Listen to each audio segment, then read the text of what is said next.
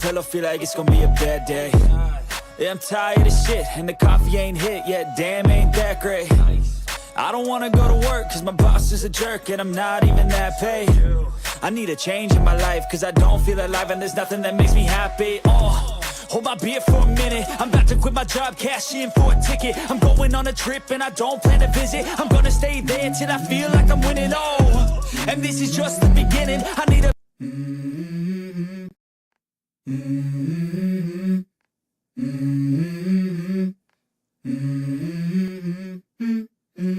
Let's go.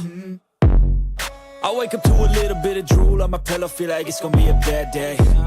Yeah, I'm tired of shit, and the coffee ain't hit yet, damn, ain't that great. I don't wanna go to work, cause my boss is a jerk, and I'm not even that paid. I need a change in my life, cause I don't feel alive, and there's nothing that makes me happy. Hold my beer for a minute, I'm about to quit my job, cash in for a ticket. I'm going on a trip and I don't plan to visit. I'm gonna stay there till I feel like I'm winning, and this is just the beginning. I need a big change, help me feel like living. I need a big swing, home runs I'm hitting, and I'll never look back, moving on till I get it all. And we all got dreams, we all want things, but what you gonna do for it? How you gonna move for it? What you gonna be? And do you believe you can do anything? But what you gonna do for it? How you gonna move for it? What you gonna be?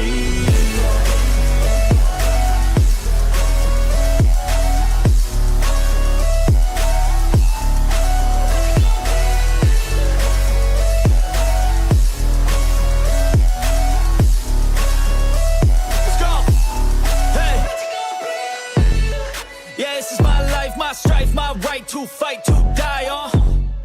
And this is my game to play, to claim a brand new name, And I ain't gonna lie to you, I'm a bit nervous that I might screw everything up that I've ever done. But what's the point of living if you ain't having fun?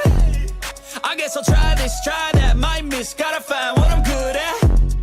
I guess I look here, look there, over where am I scared, where am I at? I gotta make it in this life, whatever makes me happy, know I'm doing things right. Sipping in the summer on a goose and Sprite, or find a nightclub for the end of the night, And we all got dreams, we all want things, but what you gonna do for it? How you gonna move for it? What you gonna be? And do you believe you can do anything? But what you gonna do for it? How you gonna move for it? What you gonna be?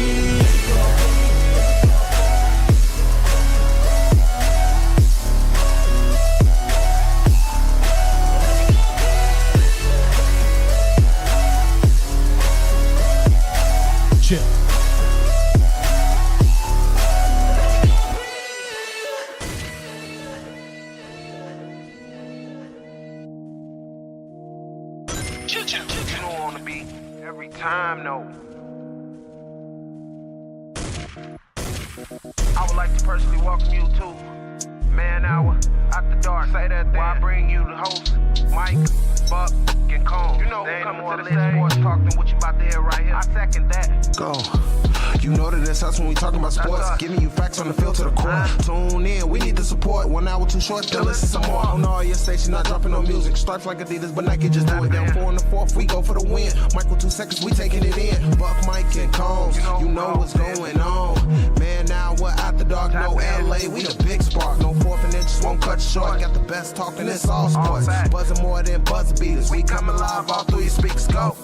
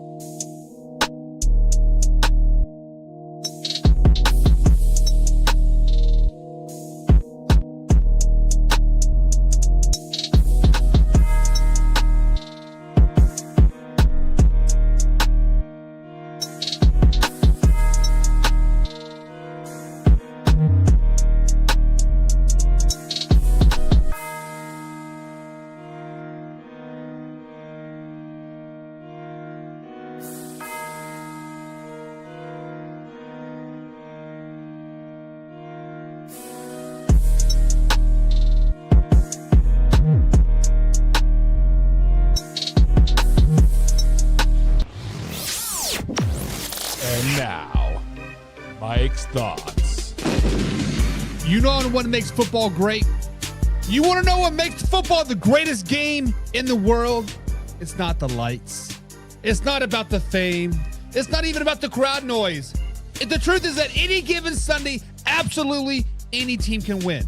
It doesn't matter what Vegas says. It doesn't matter what the experts predict. It doesn't even matter who's supposed to be the favorite or the underdog, because once that whistle blows, all that matters is who wants it more. Every block, every tackle, every inch. It's what decides the game. Not the stats, not the starts, but the heart. And that's what football is built on. Heart. Because football doesn't care about your record. It doesn't care how many Pro Bowlers that you have. It doesn't even care that the other team has a so-called MVP. You line up, you look the man across the eyes, and you say, not today. That what makes it beautiful. The unknown, the chaos, the minute where impossible happens. A 2-10 team can beat a 10-2 powerhouse. A backup quarterback can carve up a defense like it's been untouchable. A rookie can make a play of his life and rewrite the story. Because on any given Sunday, the scoreboard resets to 0. Any given Sunday, all the headlights vanish. And on any given Sunday, it's up to you about what it counts, and that's right here, right now. So don't you ever think you're out of it. Don't you ever walk on the field like you don't belong. You belong because you fight. You belong because you believe, and believe because it is football. And football gives everyone a chance. Every snap is an opportunity. Every hit is a message. Every play is a statement that says we will not be counted out. So when you strap it up, walk out into that huddle, remember this. History doesn't matter today. Rankings don't matter today. Names on the jersey doesn't matter today. The only thing that matters is the will to win. The only thing that matters is that any given Sunday, when you believe, when you fight, when you play to the man next to you, anything is possible. Welcome to Monday Night Football, baby. Cue that intro. Are you ready for the best damn NFL show on the planet? Man Hour Nation. Rise up. Yeah, hey, let's go. Hitting that gridiron, we going hard, we running the plays. You know the vibe, only the strong survive. Gotta keep your head in the game. Talking NFL, uncut, straight raw. Steady bringing that sauce. We about to take off. Get it hype, this man, our sport talk. Yeah, from the quarterback to the lineman. Everybody bringing heat. You don't really want to try them. Hey, who gon' win? It's a battle of the giants. This show is the flyest. Nobody can deny it. This is Man Hour. Sport Talk. Man Hour.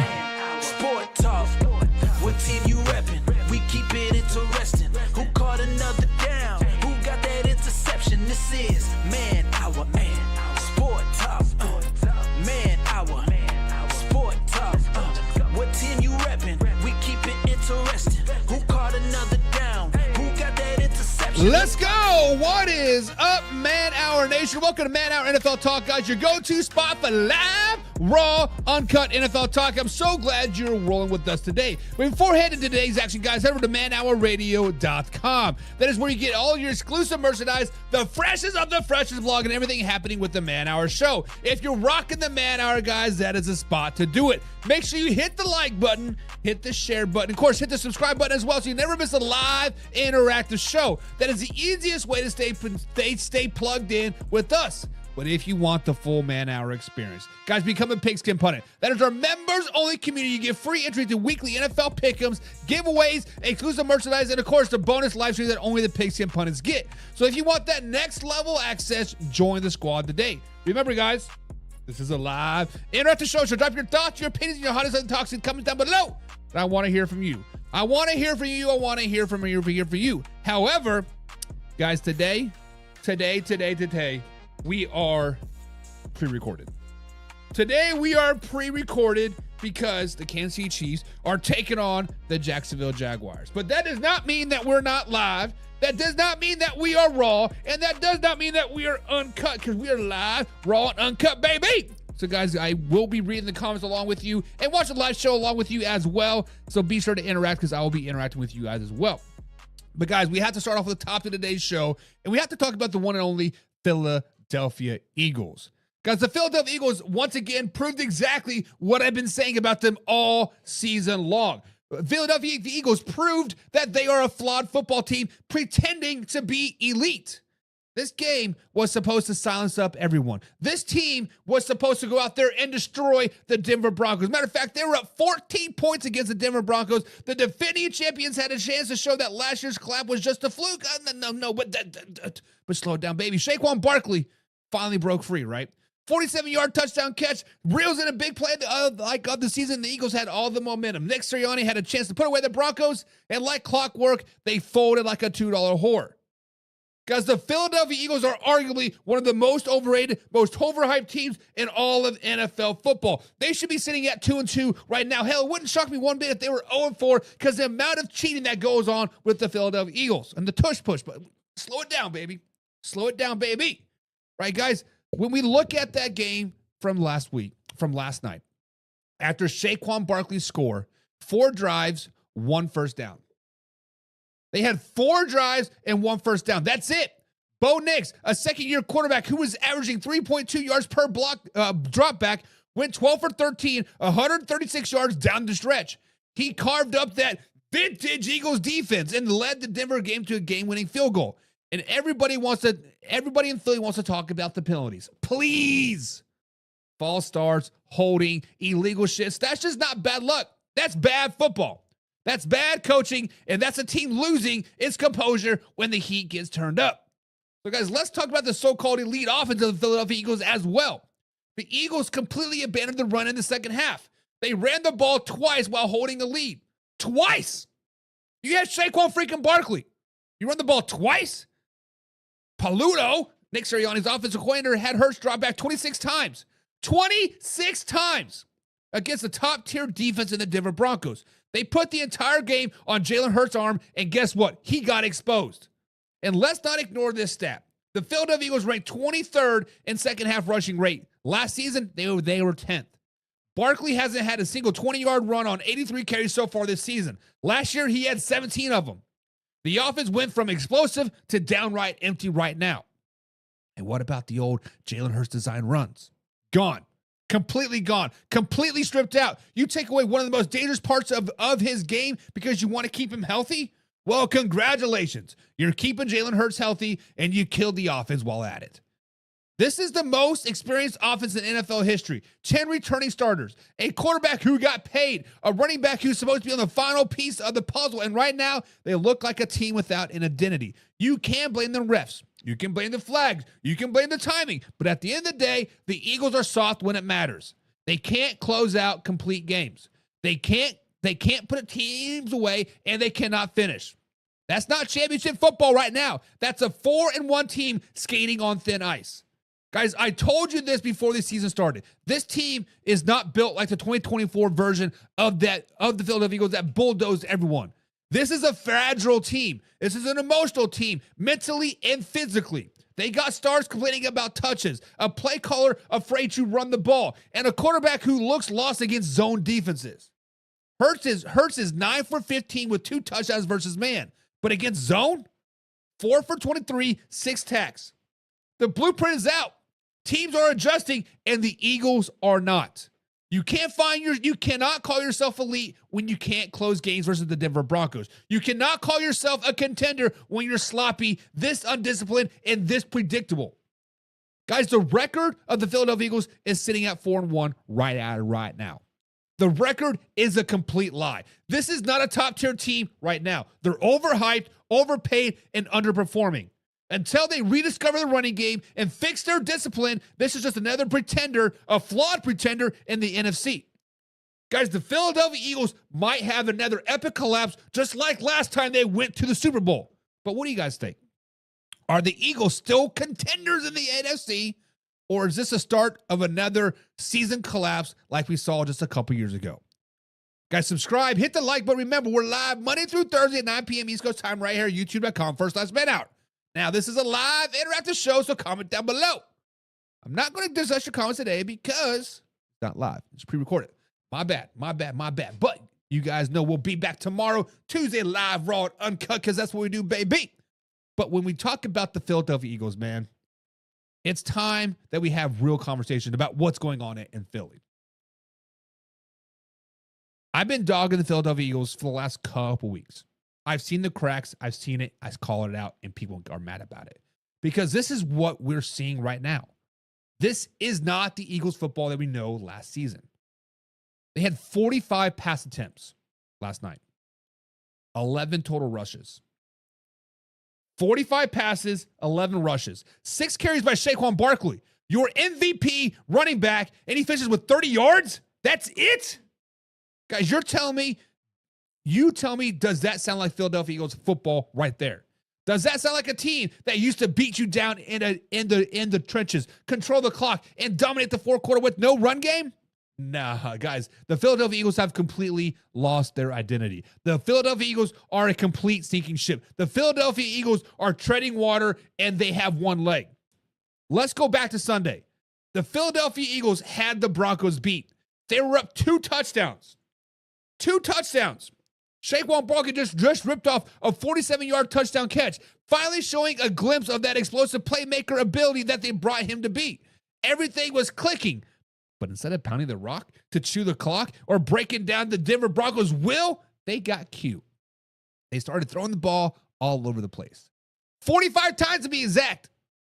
Nick Sirianni's and offensive coordinator Kevin Pilado completely abandoned what makes the Philadelphia Eagles great. The Eagles aren't built to win through the air 45 times a game. That's not Jalen Hurts' game. That's not Saquon Barkley's game. Matter of fact, that's not Eagles football that we know and love right now. This is a team that led the NFL in second half rushing success last season. Top 10 in every major run game metric. Now they're sitting at 23rd. And it's not because the talent disappeared. It's not because they're old. It's not because they're injured. It's because they're not even trying to run the damn ball. They're trying to please everybody on the offensive side of the ball. A.J. Brown wants more targets. Devontae Smith wants more looks. You know what I say? Tough luck. It's not that if they're not happy, trade them. You don't want to win championships by keeping everyone happy. You don't win by keeping everybody happy. You stick with your identity and you stick pounding the freaking ball. Guys, the offense was supposed to be the most experienced, most dangerous unit in all of the NFL. It looks like it's a fantasy lineup instead of a football team. Everybody wants stats. Everybody wants a spotlight. Nobody wants to do the dirty work. And what's worse, Jalen Hurts looks uncomfortable because of it. They have taken away his design runs, the part of the game that made defenses freeze, all to protect him. But in doing that, they made him and the Philadelphia Eagles very, very predictable.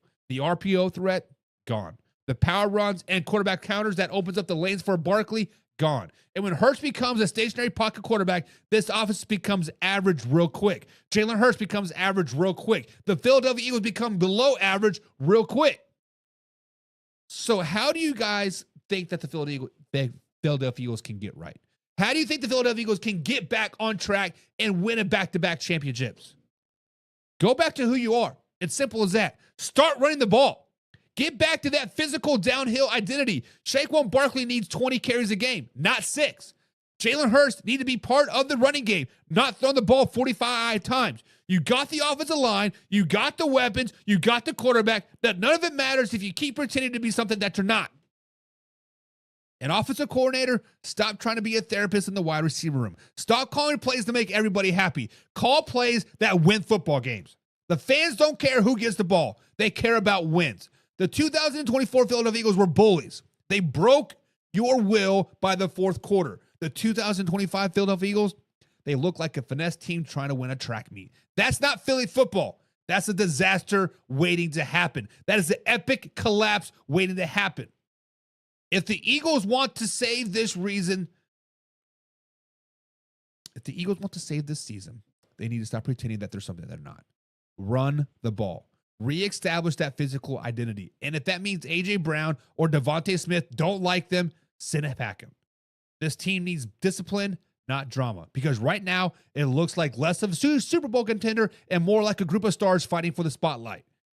And that's how championship windows get slammed shut in this league. But what do you guys think? Can the Eagles turn around if they get back and run the game? Or is this offense officially lost its soul? Guys, subscribe, hit the like button. Remember, we're live Monday through Thursday at 9 p.m. East Coast time. We're at youtube.com. But let's move on to the next topic, and that is the one and only Arizona Cardinals. Ladies and gentlemen, the team that doesn't know how to win versus team that doesn't want to win. That's right, guys. And somehow that team that didn't want to win won anyway, a.k.a. the Tennessee Titans. Guys, the Cardinals blew a 21-6 lead to a winless Tennessee Titans team and lost 22-21 in one of the most embarrassing, gut-wrenching, turn off TV and go outside kind of losses you ever see in the entire NFL. This wasn't just bad. This was historic bad. Let's start with the play that slammed the Cardinals' entire season out in one moment. DeMarco's 72-yard touchdown run that wasn't. Untouched, free to the end zone, nobody near him. He's about to score. He drops the ball at the 1 line. Let me repeat that. He dropped the ball before crossing the goal line. It rolls out the back of the end zone and is a touchdown Titans ball. You can't make this shit up. This was going to be the play that iced the game. Up 27-6, game over. Instead, it flipped the script completely, and you could feel the collapse start right there. Then the madness continued. The Titans had the Titans, a team that had not scored 21 points all season long, turned into the 1999 Rams. Cam Ward, who looked lost for 3 quarters, goes full Patrick Mahomes mode. 12 plays later, 2 touchdowns, and then comes to play that haunted the Cardinals forever. A Darian Taylor Dempson interception pass. All that is to go down, but no, he fumbles it. The ball bounces forward, kicks in, and somehow Tyler Lockett, who just joined the Titans for depth this offseason, falls on it for a touchdown. 21-6 turns into 21-19 just like that. You can feel it. Everybody watching, everybody knew what was happening next. And sure enough, the Cardinals went 3 and out again. The Titans get the ball again, drive back down the field again, and hit a deep shot to Calvin Ridley to win the game on a Joey Slice chip shot field goal. The Cardinals lose again. Guys, let's just be honest here. This isn't just a bad day. This is a pattern.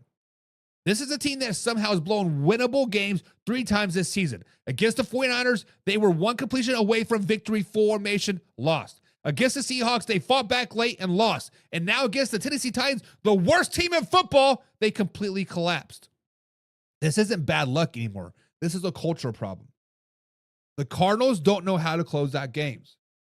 They play not to lose instead of playing to win. They fall asleep on offense, lose discipline on defense, and when pressure hits, they fold like a $2 whore.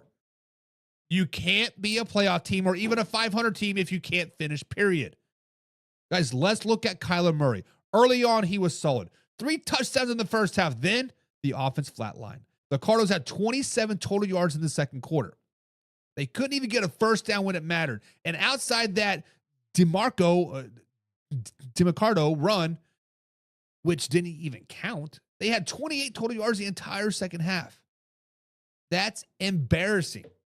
And I'll tell you what's even worse. Marvin Harrison Jr. had 4 catches for 70 yards in the first half and 1 target the rest of the game. 1. How do you have the best young receiver in the league and forget he exists after halftime? That's coaching malpractice. And then let's talk about Drew. Offensive coordinator. The Cardinals were once a top 10 rushing team. In 2023 and 2024, they bullied teams with heavy sets, tight ends, and physicality. This year, they completely abandoned it. Yes, I know injuries, whatever, yada, yada, yada. But run the damn ball. Last year, they ran 12 or 13 personnel, 2 or 3 tight ends, 44% of the time. This year, under 30%. That's soft football. You're not going to win the NFC like that. You're not going to win games like that. You lost your running game, you lost your rhythm, and you lost your identity. Meanwhile, your former offensive line coach, Clayton Adams, he's now in Dallas, and guess what? The Cowboys' running game is top in the NFL. So what's the problem? Talent? Is it coaching? Or is it a lack of effort? Look, I'll give the Titans some credit. Cam Ward didn't quit. Brian Callahan didn't quit. That locker room could have packed it in, but they fought. That's the difference between a team trying to win and a team that has no idea how to. The Titans finished, the Cardinals folded. Guys, the Arizona Cardinals will never be a playoff team or even a winning team until they learn how to close out games. You can't keep losing to bad teams and pretending it's just bad luck. This is who they are until they prove otherwise. Kyler Murray can't do it alone. Drew has to rediscover the running game, and Jonathan Gannon needs to stop letting teams self-destruct every single week, because right now they're not learning from their mistakes. They're repeating them. And in the NFL, that's how you keep up right back in draft board year after year, wondering what went wrong. But what do you guys think? Are the Cardinals just unlucky, or are they simply a team that doesn't know how to win? But staying in the NFC West, guys, we have the LA Rams. The team that looked elite on paper, the team that was supposed to win the Super Bowl, a team that was supposed to run through the NFC West, but when it's time to win, they find ways to lose. Guys, the Rams fell to 26-23 in overtime to the San Francisco 49ers, and this one stings because honestly, it's not about what San Francisco did, it's about what the Rams didn't do. Let me set the stage for you. The San Francisco 49ers came into this game beat up. No Debo, no George Kittle, no Ricky Pearsall, no Juan Jennings. Their top 4 receivers were all out. Mac Jones, backup quarterback, was joined the practice squad guys and street free agents. On paper, this should have been a Rams easy win, especially on Thursday Night Football. And after going down 14 early, the Rams flipped the switch. From that point on, they completely controlled the game. Matthew Stafford looked like the best quarterback in football. 27 of 42, 365 yards passing, 3 touchdowns, 0 sacks. The Rams averaged 8.2 yards per play after his first 2 drives. That's domination against the injury-depleted 49ers defense. They were just moving the ball at will. So how do you lose a game like that? It's simple. Bad decisions, bad executions, and the same weak spots showing up again and again, week after week, year after year. Let's start with Sean McVay. It's the 4th quarter, tied game, 8 minutes left, 4th and 1 on your own 39. You got Matthew Stafford dealing. You got Adams. You got Puka torching defenders, and McVay punts. He punts. That describes alone cost the Rams 7 percentage points in win probability. Analytics, common sense. It all says go for it, but McVay got conservative again, and the Niners took advantage.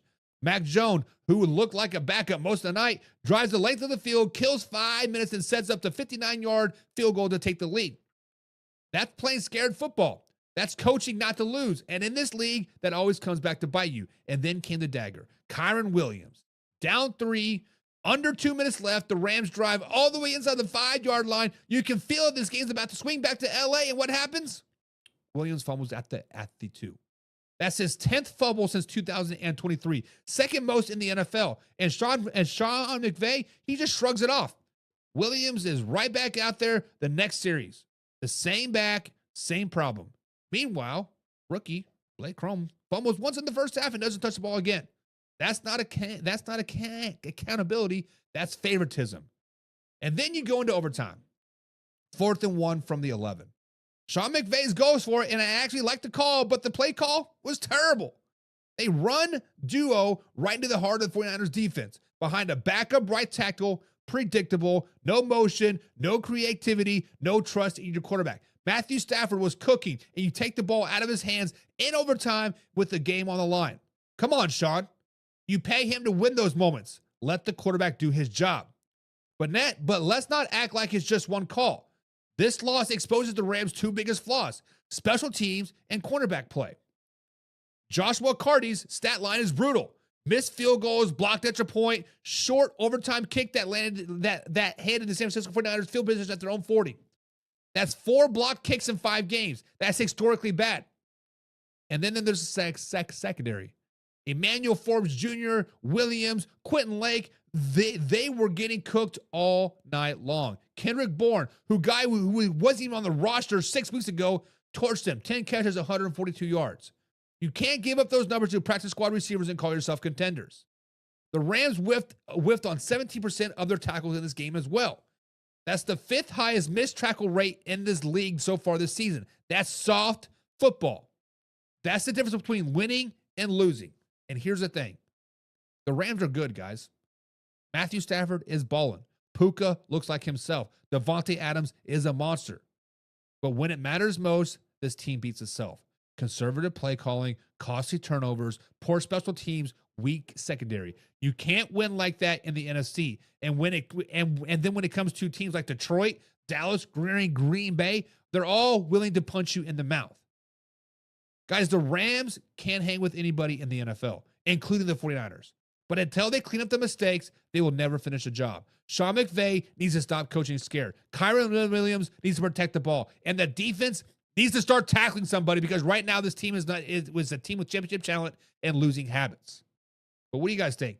Are the Rams still a threat in the NFC, or are they just another star-studded team that cannot close? Guys, subscribe, hit the like button, and remember, we're live Monday through Thursday at 9 p.m. East Coast time.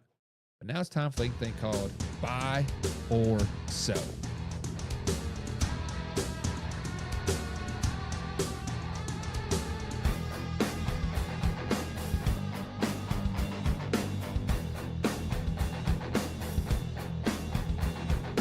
All right, guys, so it is time for buy or sell, and here's how it works. I'm going to throw out some bold takes, some questions, or it's up to us to decide whether we're buying it or we're selling it. Buying it means you're in. You like the idea, you believe it, and it makes sense. Selling it means you're out. You don't like it, you're not convinced, you're shutting it down. Let's get into it, because here's the first one, guys. And the first one on buy or sell tonight, guys, is simple. Guys, buy or sell. Are the San Francisco 49ers now the favorites in the NFC West? Guys, the San Francisco 49ers are sitting at 4-1, 3-0 in the division. After watching them grind out an overtime win versus the LA Rams with half of their offense watching from the sideline in street clothes, it's hard not to give them credit is due. But let's just be honest. This is not the same juggernaut we saw a year ago. This is a banged up team. Badly banged up team. George Kittle has been battling through lower body soreness. Brock Purdy is playing through lingering shoulder issues and turf toe and this and this and this. Juan Jennings and Ricky Pearsall have been out of the lineup as well. And oh, guess what? Brandon Ayuk is now with Washington. So he's long gone. Yet somehow Kyle Shanahan and Robert Saleh have these guys right in the thick of it. Thursday night win over the LA Rams said a lot about this team. It wasn't pretty, it wasn't dominant, but it was gritty. Guys, the 49ers trailed most of the game. They were outgained. Their offense looked sluggish, but when it mattered, they executed, they fought, they played with heart. They never gave up. Linebacker Fred Warner said it best after the game. A game like Thursday speaks to the coaching staff completely. You are wounded, you are down a bunch of guys, and you get players prepared enough out there to compete at that level. That's special. And guys, Fred Warner is absolutely right. What Kyle Shanahan and Robert Saleh are doing right now is nothing short of a masterclass coaching. They're getting production from guys most teams wouldn't even be active on game day. Case in point, Kendrick Bourne. This dude was cut by the Patriots back in August. He shows up in San Francisco, and suddenly he's Mac Jones' top target for the night. 10 catches, 142 yards, a career high. That's what separates good teams from great ones, depth and development. When your stats are out, or when your stars are out, your system steps in. Now, here's the key question, guys. How good can these 49ers actually be? The truth is, this team might never fully be healthy in 2025. This is the reality. But even at 80%, they're still a dangerous team. Their young defensive cores like Drake Johnson, Brown, Jalen McCullen are starting to take huge steps forward. This defense front is creating pressure again, and the secondary looks tighter every week. This isn't about flashy 49ers team a couple years ago. It's grittier, nastier version that can win ugly. And that might even be scarier than come to December. Now let's talk the NFC West.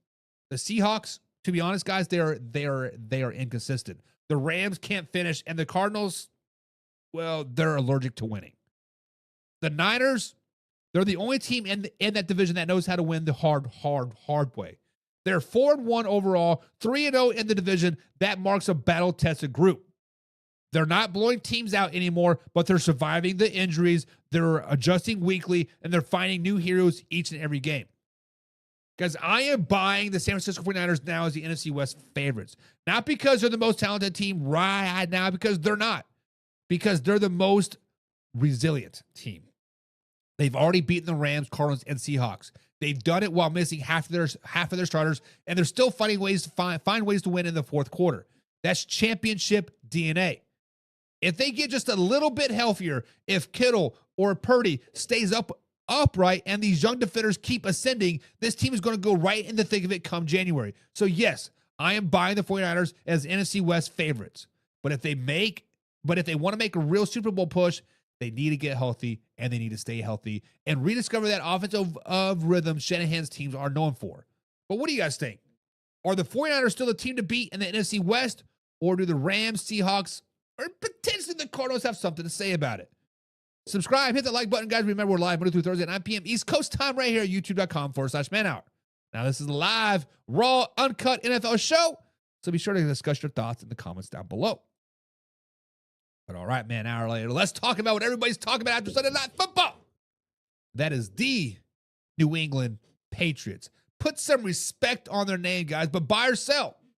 Are the New England Patriots real threats to dethrone the Buffalo Bills in the AFC East? Because after we saw in Buffalo, this team may not just be knocking on the door, they might already be inside. Guys, the Patriots walked into a hostile environment, prime time under the lights, and beat the 5-time defending AFC East champions 23-20 in their own building. And it wasn't luck. It was composure. It was execution. It was belief. Guys, Drake May in his second season delivered a kind of signature win that every young quarterback needs to prove that he belongs. He finished 22 for 30, 273 yards, and led a game-winning drive that will be on the replayed for weeks to come. Down 20-20 with 2 minutes to go, Drake May escaped what looked to be a sure sack from Jones, literally being dragged to the ground, somehow delivered a laser to Stephon Diggs, 12 yards completion to start the drive. That's not rookie stuff. That's elite quarterback stuff. That's the kind of poise you expect from a top 10 veteran quarterback. From there, Drake May methodically worked the offense down the field, set up rookie kicker for a 52-yard game-winning field with just 15 seconds left. Ice in his veins. That was May's first career primetime victory, his first game-winning drive, and the kind of performance that makes the entire locker room believe that they are not anybody, or they believe they can beat anybody. And then let's talk about Stephon Diggs. You can feel the emotion all night long. His first game back in Buffalo since being traded away. He absolutely reminded the Buffalo Bills what they gave up. 10 catches, 146 yards. All that swagger that defined his career, he fed off the crowd, silenced the boos, and then hit the team with one more dagger down the stretch. After the game, he said, they love you one day, they hate you the next. And then they can love you again. That's vintage Stephon Diggs. The difference now, he's doing it in Patriots colors. The game felt like a passing of the torch moment, per se. Buffalo Bills came in sloppy, unexpired, and flat. And while the New England Patriots looked hungry, disciplined, and fearless, Josh Allen could never get into rhythm, and when it mattered most, the Bills blinked. While Drake May and Mike Vrabel, the first-year head coach for the Patriots, looked like they've been there before. Vrabel's leadership has completely changed his team identity. They're no longer playing scared. They're playing with a purpose. Now, look, I get it. The Patriots are not perfect. They lost their running back and Antonio Gibson to an ACL tear, and the depth in the backfield is not great behind Stevenson. They're still young, they're still learning, and they're still finding consistency. But this team had something Buffalo seems to be losing: the hunger to prove people wrong. Drake May's growth from year one to from year two has been massive. He's calmer in the pocket, seems to feel better, building real chemistry with his receiver. Having a veteran like Stephon Diggs to guide you has been huge. And just like when Diggs helped Josh Allen early in his career, you can see it. May trust him completely, and that connection has become the heartbeat of the offense. Now, let's not bury the Buffalo Bills just yet. Let's not forget that the Buffalo Bills are still a pretty good damn football team. They are 4-1. They're still loaded and still capable of catching fire again. But for the first time in years, there's a real challenger in the AFC West. Buffalo looked like the old New England, experienced but complacent. The Patriots looked like the new version, young, fearless, and ready to punch back. So guys, I am buying that the Patriots are real threats to dethrone the Buffalo Bills. I'm buying it. And this wasn't a fluke. This was a statement. The Patriots have a quarterback right now. Drake May is the man, the myth, the legend. They got a coach, Mike Vrabel, which is the man, the myth, the legend. And they got wide receiver Stephon Diggs, who's playing with a chip on his shoulder the size of Gillette Stadium. If the Buffalo Bills keep playing sloppy, if that offensive line keeps leaking pressure, and if Josh Allen keeps forcing the hero ball, this division is wide open. The Patriots aren't just rebuilding anymore, they are arriving. Drake May proved he can win under the lights. Mike Vrabel proved that he can outcoach one of the best in Sean McDermott, and the Patriots proved they can walk into Buffalo and take a punch and still walk out with the win. So, yes, guys, I am buying this. The New England Patriots are real threats to the Buffalo Bills in the AFC East. But what do you guys think? Are the Patriots for real or just a 1 week miracle? All right, man, our nation, it's time for the last segment of Buy or Sell. And this one is going to go up to Indianapolis. Today's final question, guys, is buy or sell. Should rookie tight end Tyler Warren win Rookie of the Year? Look, I know what you're thinking. A tight end? Rookie of the Year? But hear me out. Because what this kid is doing in Indianapolis deserves some serious attention. Guys, the Indianapolis Colts are sitting at 3-1 right now. Matter of fact, they're 4-1 now, right? They have one of the biggest reasons to their hot start is the rookie Swiss Army knife tight end Tyler Warren. This guy just isn't catching passes. He's doing everything. Let's start with the numbers. Warren has 263 receiving yards, 104 routes. That's 2.5 yards per route run, which ranks 10th among all pass catchers in the NFL. And the second among tight end, trailing only Green Bay's tight end Tucker Kraft. That's insane efficiency from a rookie who hasn't even experienced a focal point of Shane Steichen's offense early. What makes Warren special isn't the production, it's the versatility. The Colts are using him everywhere. Line up as a blocker, out wide as a receiver, even the backfield as a fullback and a quarterback in a Wildcat looks. Yes, you heard me, the Wildcat. Last week against the Rams, the Colts handed him the ball on 4th and 1, and rookie punched it in for a touchdown. That play before that, he was literally running power out of the Wildcat like mini Cam Newton. That's the kind of creativity Shane Steichen is bringing. And that's the kind of trust he already has in Tyler Warren. And trust me, that just doesn't happen by accident. And here's the thing. The Rookie of the Year award usually goes to flashy offensive players. Quarterbacks, receivers, running backs. But he is changing the way the Colts offense operates. He's everywhere on the field. And when you think you have that kind of impact on multiple roles, that's value. That's MVP value. That's Rookie of the Year value. The Colts offense looks smoother when he's out there. His blocking and the running game has opened up lanes for Jonathan Taylor. His short yardage versatility keeps defense guessing. And his chemistry with Daniel Jones keeps getting better and better and better. Think about it, guys. Warren has been targeted just enough to stay efficient. He's producing chunk plays down the seam. He's doing it while he's helping his team win early. That's the definition of a complete player. Now let's play devil's advocate. Do I think that he's really actually going to win the Rookie of the Year? Probably not. That's not his fault. That's the award for a quarterback and a wide receiver bias. Let's just be honest. If a rookie quarterback wins 9 or 10 games, or a wideout hits 1,000 yards, the voters start drooling. But should he be in the conversation? Absolutely. When you're putting up elite numbers, contributing as a blocker, and literally playing 3 different positions on offense, that's just not good for a rookie. That's game-changing. So here's my take. I am buying the hype. Tyler Warren should be in the Rookie of the Year conversation. And if the Colts keep winning behind creative offense, voters will have to start paying attention. He's not the loudest name on the board, but he's the most complete rookie in the NFL right now. If he keeps producing like this, both as a pass catcher and as a weapon, don't be shocked if his name gets serious national buzz by midseason. But what do you think, Man Hour Nation? What do you think? Buy or sell? Should Tyler Warren win Rookie of the Year?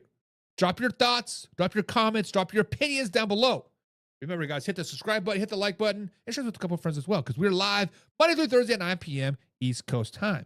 But now, time for a little thing we like to call Buy, Fact or Crap. Not bad.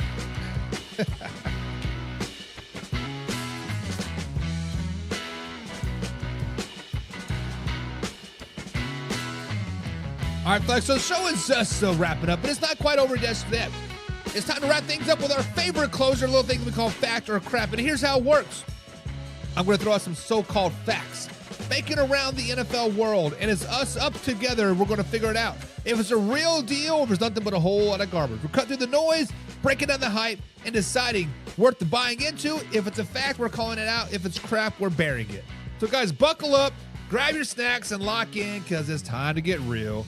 It's time for facts or just a whole lot of crap. Guys, let's find out.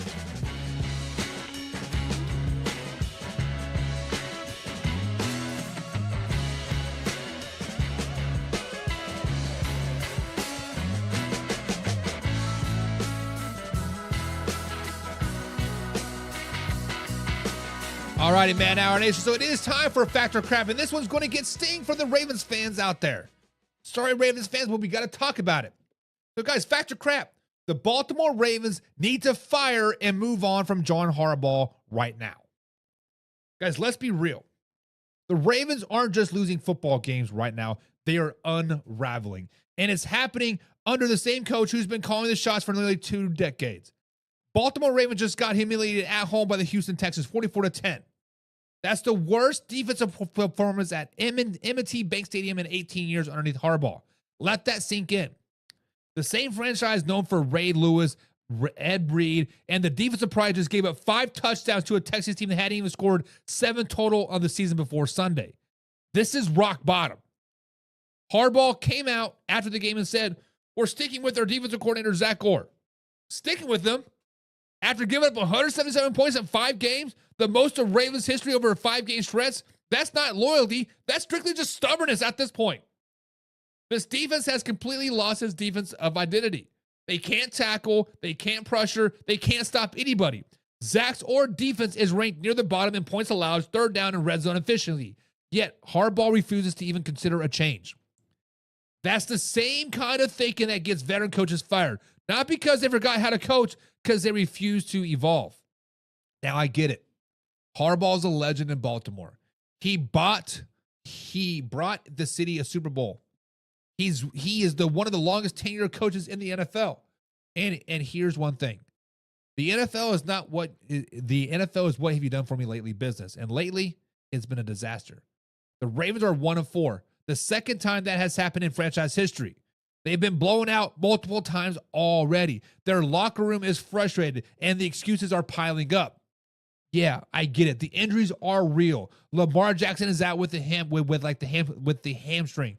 Kyle Hamilton, Marlon Humphrey, Ronnie Stanley, Raquan Smith, all Pro Bowlers, all sidelines. But as linebacker Kyle Van Noy said after the game, no excuses. The Niners have injuries too, and they get paid to play. Just play better. That's accountability. But it's clear that accountability isn't something we're seeing from the top down right now. The cracks are showing everywhere. The Ravens defense is starting 5 rookies. The offense looks completely lost without Lamar Jackson, and the team's leadership feels disjointed. You can almost sense the frustration boiling over, not just from the players, but from the fans who have watched this team go from a playoff contender, a Super Bowl contender, to bottom feeder in the league in a span of over a month. And here's a stat that says it all. In the Super Bowl era, only 4% of teams that started 1-4 have gone to make the playoffs. 4%. That's not a slump. That's a death sentence for a reason. John Harbaugh said after the game, we need to stick together. We need to find ourselves. But let's just be honest. They are trying to find themselves for 3 years. Since Lamar's MVP season, this team has been searching for consistency, identity, and direction. And it keeps getting worse and worse and worse. Every time Lamar Jackson goes down, the entire franchise collapses. They have now lost 5 straight games without Lamar Jackson. That tells you everything you need to know. This team has no depth, no adaptability, and no plan B. And when your team falls apart every time your quarterback gets hurt, that's just not bad luck. It's bad leadership. Now, I'll give credit where credit is due. John Harbaugh has earned the right to finish out the season. He's respected, he's loyal, and his players will still fight for him. Derrick Henry, who's trying to keep the locker room positive, said it best. It's easy to be negative. Everybody can play the blame game, but we have got to look at ourselves and fix it to get better. That's the attitude you want from your veterans, but at some point, the accountability has to be extended to the coaching staff. You can't preach discipline while your defense is giving up 44 points at home. You cannot preach toughness while your offense quits in the second half. The Ravens aren't just losing game, they're losing their standard. So guys, is it fact or crap that the Ravens need to move on from John Harbaugh right now? Guys, I'm calling it fact. I'm calling it fact. It's not because John Harbaugh isn't a good coach. Just because sometimes even great coaches run out of answers. 18 seasons is a long time in one place. You can't keep recycling the same message when your team is not responding anymore. The Ravens need a new voice, a new direction, and a fresh start. The longer the wait, the further they will fall behind teams like the Kansas City Chiefs, the Houston Texans, the Buffalo Bills, hell, even the Pittsburgh Steelers, who are getting ready to embarrass them in a couple weeks. If Harbaugh cannot fix this before the bye week, then Baltimore needs to seriously start considering a rebuild, and it starts from the top down. But what do you guys think? Is it time for the Ravens to move on from John Harbaugh, or does he deserve another shot to turn it around? Drop your thoughts in the comments down below. Hit the like button, guys, and don't forget that we're live Monday through Thursday at 9 p.m. East Coast time right here at youtube.com. All right, Man Hour Nation, it's time for the second factor crap of the day, and this one is going to get spicy. Because we got a lot of Raiders fans that are pigskin pundits. We got a lot of Raiders fans that watch this show. We got a lot of Raiders faithful out there that love the Las Vegas Raiders. But guys, this one's simple. Fact or crap. The Las Vegas Raiders should fire Pete Carroll and cut Geno Smith right now. Let's talk about this. Because what's happening in Las Vegas right now isn't just disappointing. It's flat out embarrassing. The Raiders just didn't lose to the Colts. They got humiliated 40-6. Their fourth straight loss. Their worst defeat since the 48-9 beatdown in Kansas City back in 2021. And here's the crazy part. This is supposed to be Pete Carroll's revival tour. This is supposed to be Geno Smith comeback tour. Remember back in July, Pete Carroll stood in front of reporters at training camp, grinning from ear to ear and said, "We're going to win a bunch of games. I don't care who hears that. We're going to win some games." Well, Pete, we heard you. And now, 5 weeks into the season, the Raiders are sitting at 1-4. The worst start of your entire head coaching career. Well, let's start with Geno Smith. The reunion that Pete Carroll was supposed to be a storybook. Teacher and student together again. Instead, it turned into a horror movie. Geno Smith threw 2 more interceptions against the Colts, bringing his total to 9 on the season. 9! That's the most entire NFL. 9 picks in 5 games. That's Jim Puckett's 1982 territory, folks. You have to go back over 40 years to find the Raiders quarterback who has been a turnover prone this early. Geno has thrown multiple interceptions in 3 of his first 5 games. And those mistakes are killing this team before even halftime even hits. You can feel the frustration. After the game, Geno sat in his locker in silence, head down, while receiver coach Chris Bentley tried to console him. Carroll eventually walked over, and the two had a long talk. But the talk isn't fixing this. Execution is. And right now, Geno Smith isn't executing anything but his team's chances. Here's the thing. It's not like Geno Smith is being sabotaged. The Raiders have weapons. They drafted Ashton Gentry to revive the running game. Max Crosby's healthy and producing. Brock Bowers is still a star, even though he's injured right now with those PCL issues and a bone bruise that's clearly limiting him. But Carroll said if Brock could have played, he would have. But that doesn't change the fact that this team looks soft. The energy is gone. The discipline is gone. The confidence, all gone. Guys, let's talk about the rest of this disaster. Special teams, absolutely chaos. The Colts blocked a punt and injured punter A.J. Cole. Kicker Dale Carson had to step in and punt for the first time in his career. He missed a 57-yard field goal, and if not for a penalty, the Raiders would have given up a 98-yard kickoff return touchdown. This team isn't bad. They're just straight dysfunctional. The defense actually played decent against the run, holding the Colts to under 100 yards rushing. But that doesn't matter when you go 0 for 4 in the red zone and give up touchdowns on every Colts red zone trip. Indianapolis went 6 for 6 inside the 20. You can't win football games when your opponent is perfect inside the red zone and you can't finish drives. Pete Carroll even admitted after the game they out-executed us. We weren't able to get off the field. That's coach speak for we got bullied. And that brings us to this biggest question. Should the Raiders fire Pete Carroll now and move on from Geno Smith? Guys, look, I respect Pete Carroll. He could potentially become a Hall of Fame head coach. He's a Super Bowl winning coach. One of the best motivators this league has ever seen. But let's be honest, that raw stuff doesn't hit the same when your team's losing by 34 points. The locker room is tuned out. The fire is gone, and Pete Carroll looks lost at best. He even admitted after the game, "I'm processing it poorly."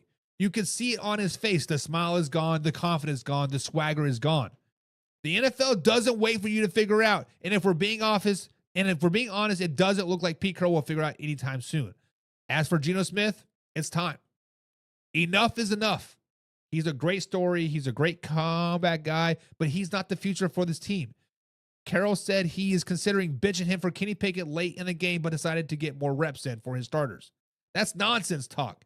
When your quarterback has 9 picks and can't lead a scoring drive, you make the change. The locker room needs a spark, and Geno clearly isn't providing it. Now, I'm not saying fire Pete Carroll just for the sake of it, but this team needs a direction now. The Raiders have talent, they have leaders, but what they don't have is accountability. Max Crosby said it best.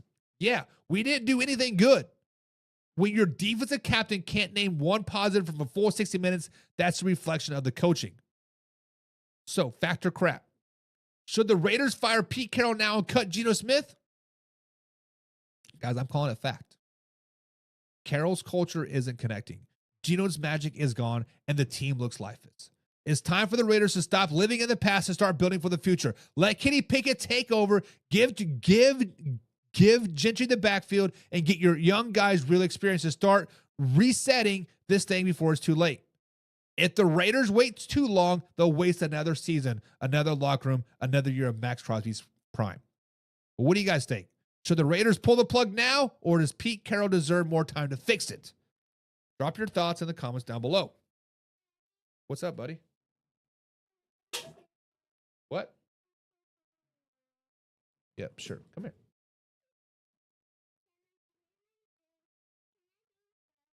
Now, here, let me do the last fact or crap, and then you push the buttons, okay? Sound good? All right, let's go, man. All right, so guys, the final factor crap of the day. Man, our nation, it is time to round out factor crap. And today we're diving into the lightening up NFL circles everywhere. All right, guys, so factor crap. Should Dan Campbell win Coach of the Year?